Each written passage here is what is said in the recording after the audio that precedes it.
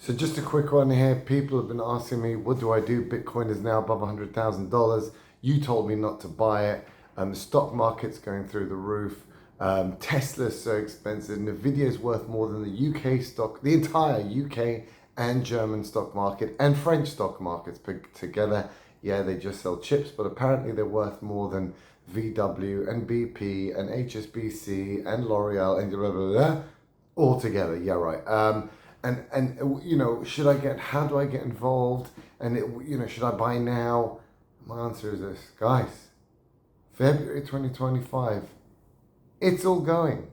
It's all dumping, right? Every year we have the Santa rally, they call it. So it always pumps up in December as people want to close their books positively. They report the results in about January. Well, they don't report, but in January they want to close it. And then all hell breaks loose by the end of January and February. This is exactly the 2022 playbook.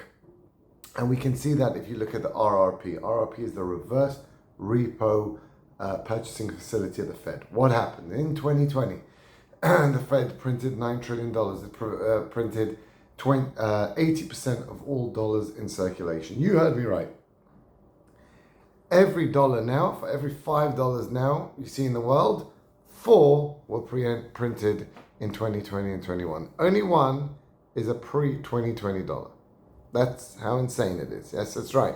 So all of it was printed money. Now that caused massive inflation. Obviously, they knew it was happening by the beginning of 2021, and so they created the RRP to suck out the money. In essence, what they said is, you hand over your cash, and we will give you interest on cash you hand over at the same rate as the normal interest rate of the Fed.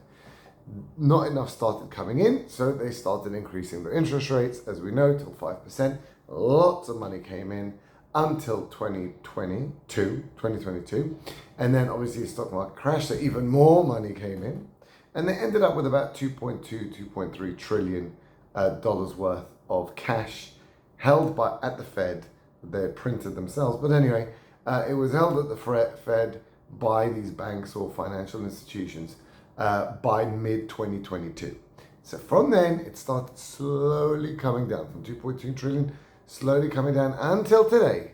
We're at a record low. There's only 130 billion left, which is on average how much gets wiped out of it every month, which means by January, there should be 0 left there.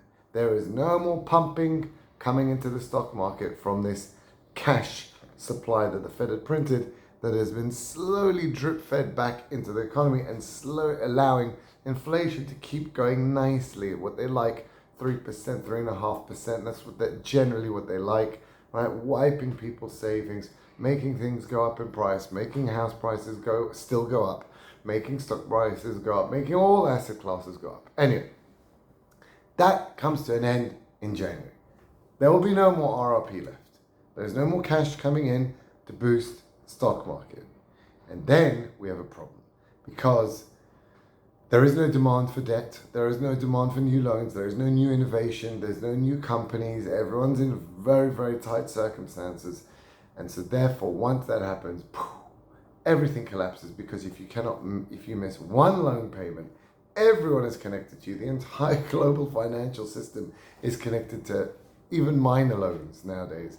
And so if one drops, everything drops. And then obviously the Fed will come in, 100% they will come in to save the day. That is for sure. But it's when they come in, how much they come in, and is it sustainable? If they keep coming in, which is what will happen, it won't be a one-off. It'll be keep coming in, right? They will have to do what they did with the banks when SVP collapsed in 2023. They created the BTFP, another fake facility at the Fed, where the Fed essentially gave them free money, free loans to banks to prop themselves up.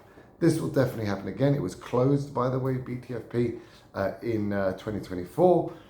They'll reopen it. They'll pump more money. But if this keeps happening, it causes more problems. It will definitely cause a stock market dip until this happens. Now, we're not talking full-on crash, but definitely a dip is happening in 2025. like a 2022 dip, right? Wiped off 20% of the stock market value, peak to trough. I see similar. Yeah, but obviously the Fed will step in, it won't allow it totally to collapse. And then you get more inflation, and then you get more BTFP, and then